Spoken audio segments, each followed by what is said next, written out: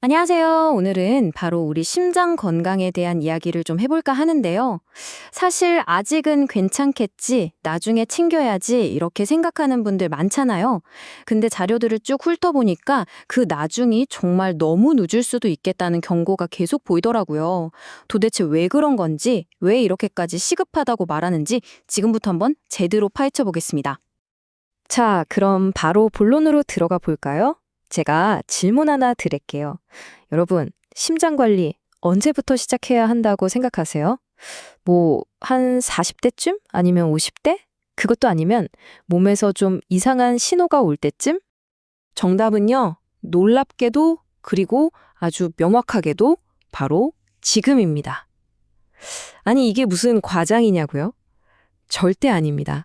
오늘 제가 보여드릴 자료들을 보시면 아, 정말이구나 하고 무릎을 탁 치실 거예요. 왜 하필 지금 당장이어야만 하는지 그 결정적인 이유들 지금부터 하나씩 짚어보겠습니다. 자, 첫 번째 이야기는요. 바로 기다리는 게 얼마나 위험한가 하는 겁니다. 그러니까 증상이 나타날 때까지 기다리는 게 이게 얼마나 큰 착각인지, 그리고 왜 이렇게 많은 사람들이 이 함정에 빠지는지 한번 들여다보죠. 맞아요. 대부분 가슴이 좀 답답하거나 콕콕 쑤시는 통증이 느껴져야 이거 병원 가봐야 하나? 하시죠. 그런데 자료에서는 아주 강력하게 얘기합니다. 심장 질환은 치료가 아니라 예방의 영역이라고요. 그러니까 문제가 터진 다음에 수습하는 게 아니라 애초에 문제가 생기지 않게 미리미리 관리하는 거. 이 생각의 전환이 정말 정말 중요하다고 할 수 있겠습니다. 아니, 근데 왜 이렇게까지 서둘러야 할까요? 그 이유는요, 바로 많은 사람들이 갖고 있는 아주 위험한 편견에서 시작돼요. 에이, 심장병은 나이 들어서 걸리는 거지 하는 바로 그 생각이요. 정말 대부분 이렇게 생각하잖아요. 난 아직 젊으니까 괜찮아 하고요. 근데 말이죠. 오늘 살펴볼 자료는 바로 그 생각이 얼마나 위험천만한지 아주 정확하게 짚어주고 있습니다. 자, 이 그래프 좀 보세요. 이거 진짜 놀라운 데이터 아닌가요? 보시는 것처럼 요즘 30대, 40대에서 급성 심근경색이나 부정맥 같은 심장질환이 엄청나게 늘고 있다는 걸 보여주고 있어요. 뻔하죠.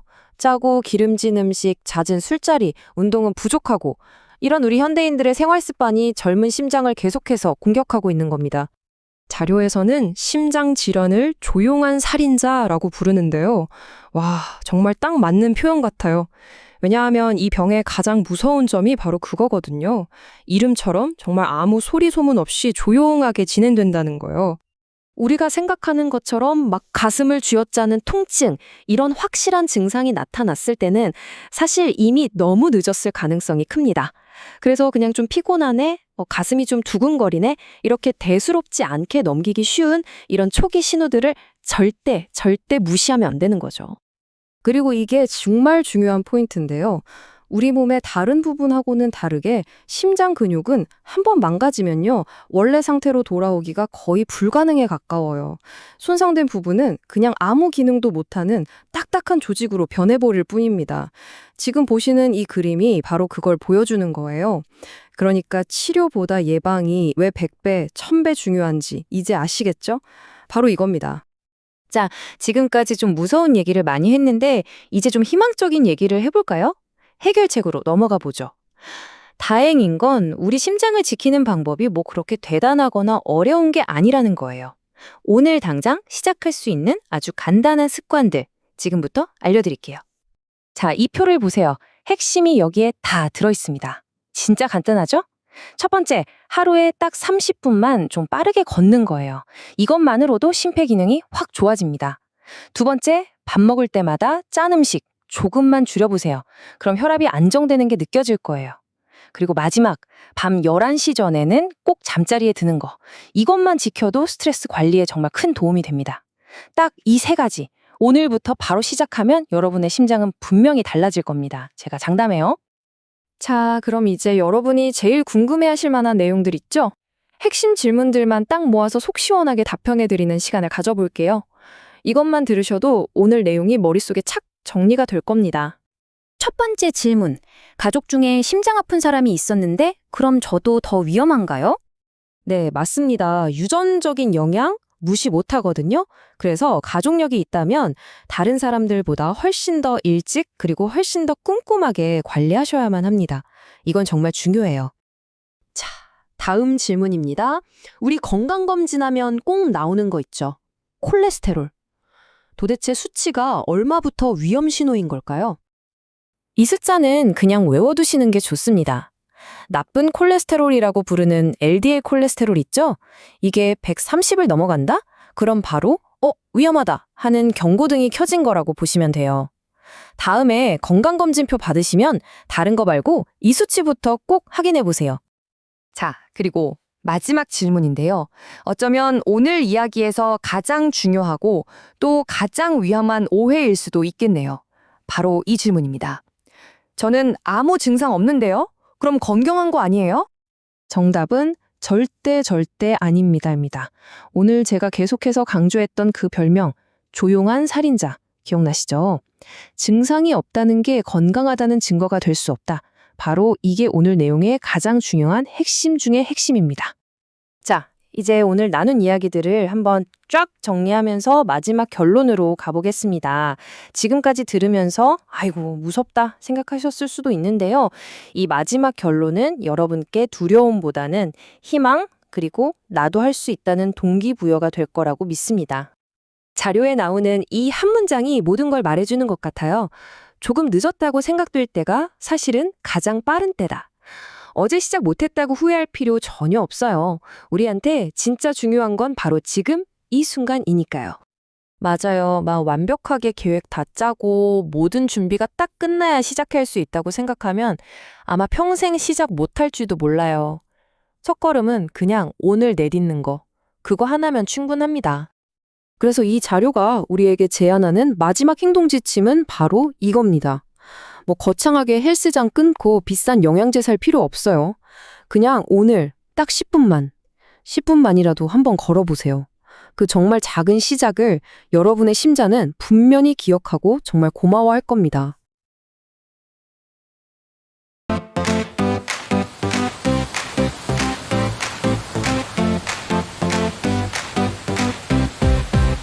여기서 시작해 모든 이야기가 작은 속삭임 커지는 바다가 귀를 기울여 세상에 빠져봐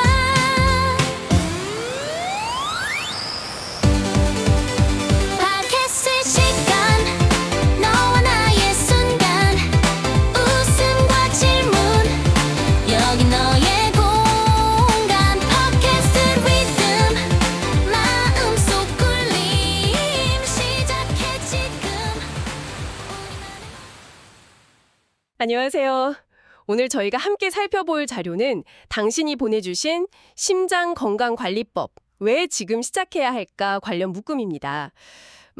심장 건강, 이거 정말 중요하다고 다들 말은 하는데 솔직히 나는 아직 젊으니까 뭐 별다른 증상도 없는데 하고 좀 뒤로 미루게 되잖아요. 네, 그렇죠. 대부분 좀 그렇게 생각하기 쉬운 것 같아요. 근데 당신이 주신 자료들을 쭉 보니까 이게 정말 지금 당장 시작해야 하는 거구나. 그 이유가 너무 분명하더라고요. 맞습니다. 그 시급성이 느껴지셨군요. 네. 그래서 오늘 저희랑 같이 왜 지금인지 그 이유들을 좀 깊이 파헤쳐 보고요. 당신의 생활에 바로 적용할 만한 그런 실질적인 아이디어들 같이 찾아보시죠. 자, 한번 들어가 볼까요? 좋습니다. 오, 자료 보면서 가장 먼저 딱 와닿았던 게 이게 더는 뭐 중장년층만의 문제가 아니라는 거였어요. 그 자료 중에 특히 그 통계, 최근 5년간 30대 급성 심근경색 환자가 확 늘었다는 거 있잖아요. 네네. 그 데이터가 상당히 의미심장하죠. 생각보다 증가세가 너무 가파르더라고요. 어휴, 젊으니까 괜찮아. 이게 진짜 얼마나 위험한 생각인지 딱 보여주는 것 같아요. 잘못된 식습관이나 뭐 잦은 야근, 스트레스, 운동 부족 이런 게 진짜 우리 심장을 조용히 병들게 하는 신호 아닐까요? 정확히 보셨습니다. 그 통계가 정말 큰 경고 메시지를 던져주고 있죠. 특히 저희가 주목해야 할 점은 당신 자료에서도 나왔듯이 젊을 때, 바로 젊을 때 시작하는 관리가 훨씬 효과적이라는 거예요. 아, 젊을 때 시작하는 게 더 효과가 좋다. 네. 왜냐하면 우리 몸의 혈관이나 심장 기능 같은 게 아직 팔팔하고 회복력도 좋을 때잖아요. 그때 건강한 습관을 딱 들여놓으면 그게 마치 적금 붓듯이 건강 자산이 차곡차곡 쌓이는 거죠. 아, 건강자산. 비유가 좋은게요. 그렇죠. 병 생기고 나서 막 고치려고 애쓰는 것보다 미리 예방하는 게 비용 면에서도 그렇고, 삶의 질 측면에서도 비교가 안 되죠.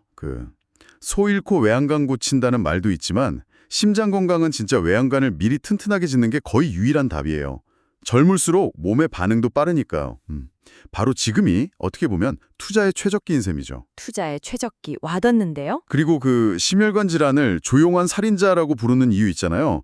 당신이 보내주신 다른 기사에서도 잘 나와 있던데 초기에는 정말 아무런 신호가 없는 경우가 대부분이라는 거예요. 증상이 없다. 네, 많은 분들이 난 괜찮은데?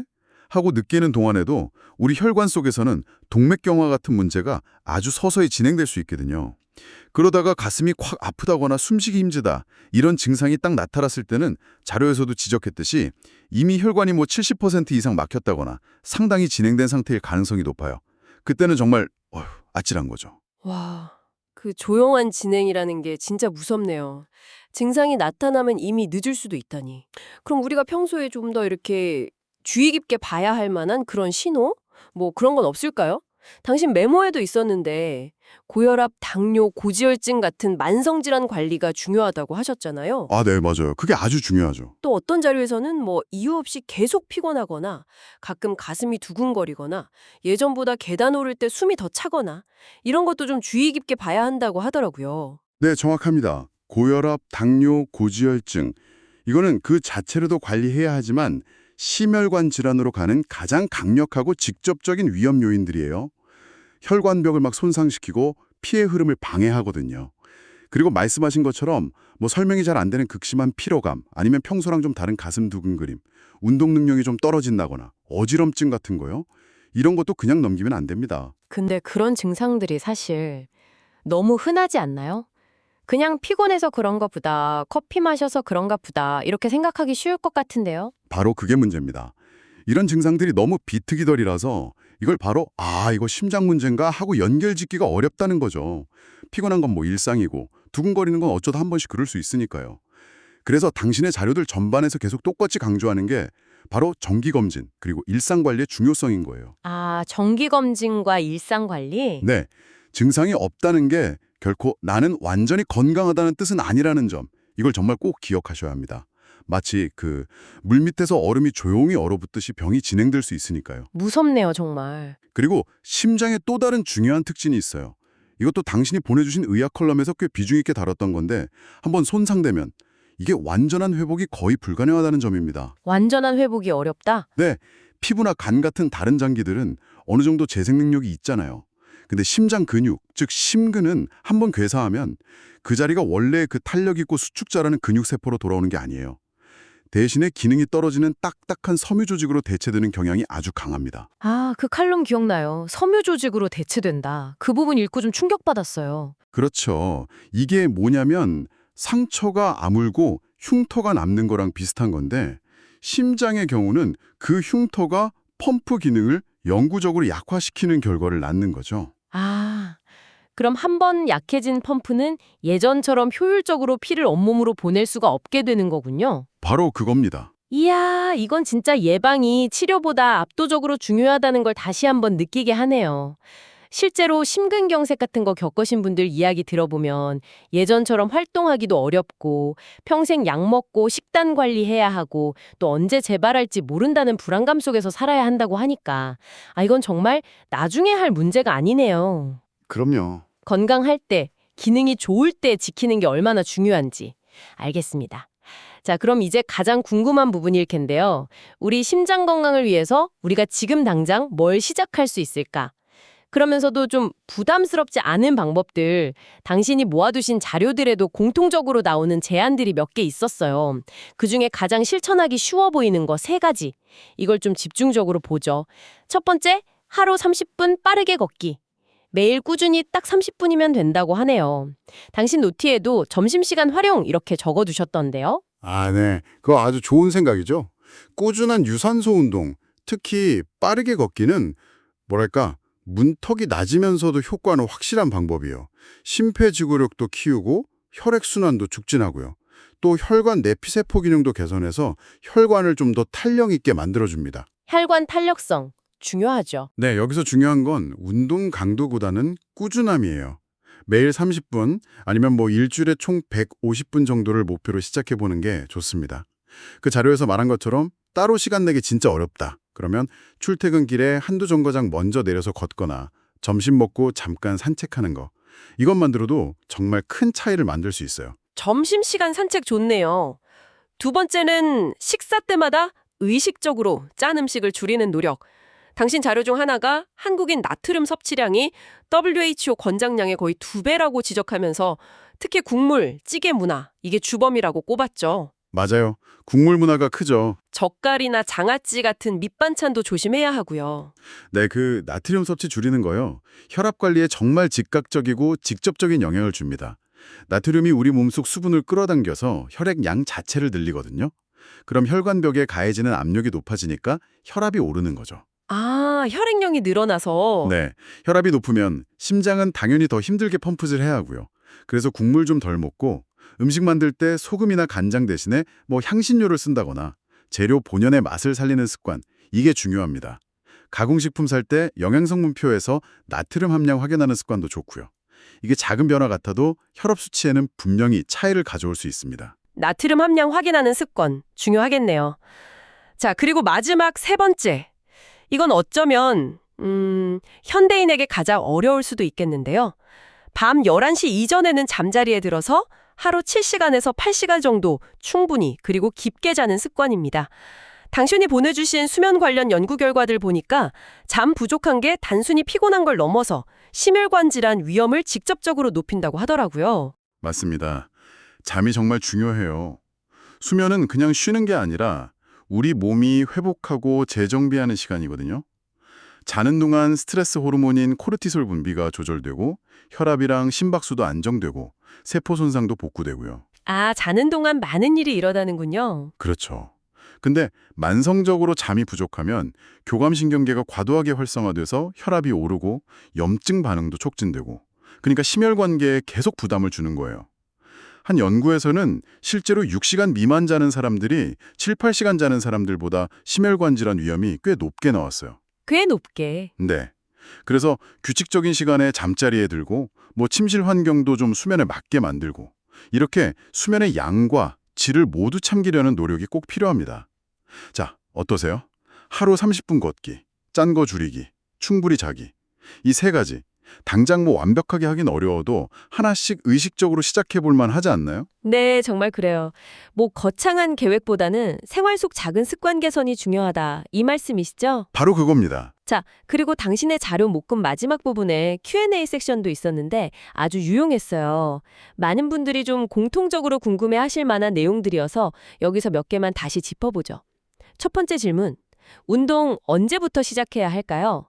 아, 이거 정말 많이 하는 고민 같아요. 좀 더 여유 생기면, 체력이 좀 더 좋아지면 이런 생각들요. 네, 그런 생각 많이 하시죠?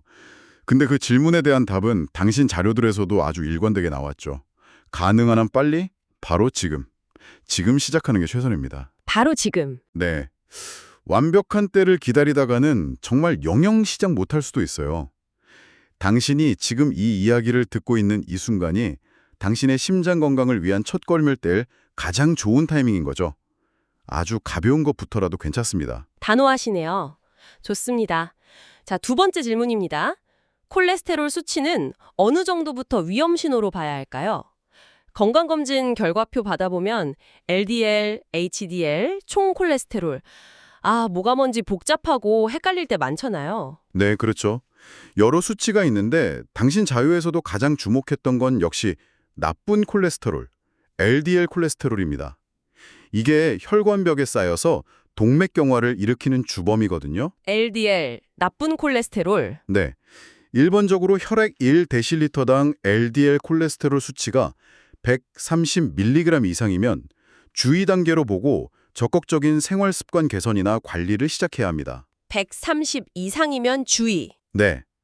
그런데 만약 당뇨병이 있거나 다른 심혈관 질환 위암인자를 이미 가지고 있다면 목표 수치는 100mg 데실리터 미만, 심지어 70mg 데실리터 미만으로 더 낮아질 수도 있어요. 이건 사람마다 위험도가 다 다르니까 검진 결과를 꼭 의사 선생님과 상담해서 내게 맞는 목표치를 정하는 게 가장 중요합니다. 아, 개인별 상담이 필수군요. LDL 130 기준이랑 상담의 중요성 기억해 둬야겠어요. 자, 세 번째 질문은 가족력이었어요. 가족 중에 심장질환을 앓은 사람이 있다면 더 조심해야 하나요? 이거 유전적 영향 정말 큰지 궁금해 하셨죠? 네, 안타깝지만 이 부분은 분명히 그렇다고 답해야 할 것 같습니다. 당신이 찾아보신 가족력 관련 연구에서도 나왔듯이 심혈관 질환은 유전적인 소인이 분명히 있습니다. 아, 역시 있군요. 네, 특히 직계가족, 그러니까 부모님이나 형제자매 중에 비교적 젊은 나이, 예를 들어 남성은 55세 미만, 여성은 65세 미만의 심장마비나 협심증 같은 질환을 진단받은 분이 계시다면 본인의 발병 위험도 그렇지 않은 분들보다 상당히 높아져요. 상당히 높아진다. 네, 그래서 가족력이 있다면 남들보다 좀 더 이른 나이부터 그리고 더 철저하게 위험 요인들, 그러니까 혈압, 혈당, 콜레스테롤, 금연, 체중 관리 이런 것들을 신경 쓰고 정기 검진도 더 잘 챙겨야 합니다. 뭐 유전적인 위험 자체를 바꿀 수는 없지만 생활 습관을 잘 관리하면 발병 시기를 늦추거나 예방할 가능성은 충분히 높일 수 있거든요. 아, 예방 가능성은 높일 수 있다. 다행이네요. 그럼요. 노력하기 나름이죠. 마지막으로 이 질문 다시 한번 좀 짚고 넘어가고 싶어요. 정말 아무런 증상이 없으면 건강하다고 안심해도 될까요? 아까 조용한 살인자라고 하셨지만 그래도 사람은 나는 괜찮겠지 하는 마음이 들기 쉽잖아요. 네, 그렇죠. 이게 어쩌면 오늘 이야기에서 가장 중요한 메시지일 수도 있습니다. 결론부터 말씀드리면 절대 안심해서는 안 됩니다. 절대 안 된다. 네, 앞서 계속 반복해서 말씀드렸지만 심혈관 질환은 정말 상당 기간 증상 없이 진행되는 경우가 너무나 흔해요. 당신이 난 괜찮은데? 하고 느끼는 바로 그 순간에도 혈관 속에서는 문제가 자라고 있을 수 있다는 거죠. 그러니까 증상이 없다는 걸 건강하다는 증거로 삼아서는 절대 안 됩니다. 정기적인 건강검진, 이걸로 객관적인 내 몸 상태, 혈압, 혈당, 콜레스테롤 수치 등을 꼭 확인하고 증상이 없더라도 건강한 생활 습관을 꾸준히 실천하는 것. 이것이 최선의 예방책이라는 점을 정말 다시 한번 강조하고 싶습니다. 네, 오늘 저희는 당신이 보내주신 심장건강관리법 왜 지금 시작해야 할까 관련 자료들을 정말 깊이 있게 파봤습니다. 여러 번 강조했지만 핵심 메시지는 아주 명확했죠. 미루지 말고 지금 당장 시작하라. 네, 바로 그거죠. 젊으다는 것, 그리고 지금 당장 증상이 없다는 게 결코 미래의 건강을 보장해주지 않는다. 그리고 한 번 망가진 심장은 원래대로 되돌리기 정말 어렵다는 사실. 이걸 꼭 마음에 새겨야 할 것 같아요. 당신의 자료 덕분에 저희도 다시 한번 경각심을 갖게 됐습니다. 오늘 저희가 이야기 나눈 실천 가능한 3가지 습관 있잖아요. 하루 30분 빠르게 걷기, 짠 음식 줄이기, 그리고 7에서 8시간 푹 자기. 당신 자료에서도 언급되었지만 이런 것들이 당장 엄청난 변화를 가져오진 않을 수도 있어요. 하지만 정말 중요한 건 꾸준함입니다. 꾸준함. 네, 거창한 계획 세우는 것보다 이렇게 작고 실현 가능한 습관들을 하나씩 당신의 일상에 더해서 가는 것. 그것이야말로 당신의 심장을 오랫동안 건강하게 지키는 가장 확실하고 현명한 투자가 될 겁니다. 당신의 자료 중 하나를 쓰신 분도 처음엔 그냥 나중에 해야지 생각하다가 주변 사람들 얘기 듣고 관련 기사들 보고 마음 바꿔서 바로 생활습관 개선 시작했다고 하더라고요. 그분처럼 오늘 저희와 이 대화가 당신에게도 나도 지금 바로 시작해야겠다 이런 작은 동기부여가 되기를 진심으로 바랍니다. 기억하세요. 당신의 건강을 위한 가장 빠른 때는 바로 지금입니다. 마지막으로 당신에게 스스로에게 한번 던져볼 만한 질문 하나를 남기면서 마무리할까 합니다. 오늘 저희가 나눈 이야기들을 바탕으로 당신의 심장 건강을 위해 오늘 당장 바꿀 수 있는 가장 작고 사소한 습관, 그건 뭘까요? 예를 들면 엘리베이터 대신 계단 한 층만 걸어보기, 아니면 커피에 시럽 빼기, 잠들기 전에 딱 5분만 명상하기. 뭐든 좋습니다. 완벽하지 않아도 괜찮으니까요. 그 작은 변화 하나를 찾아서 오늘부터 한번 시작해보는 건 어떨까요? 당신의 심장은 분명 고마워할 겁니다. 저희는 다음에도 당신의 지적 호기심을 채워드릴 흥미로운 자료 분석과 깊이 있는 통찰로 돌아오겠습니다. 함께해 주셔서 감사합니다.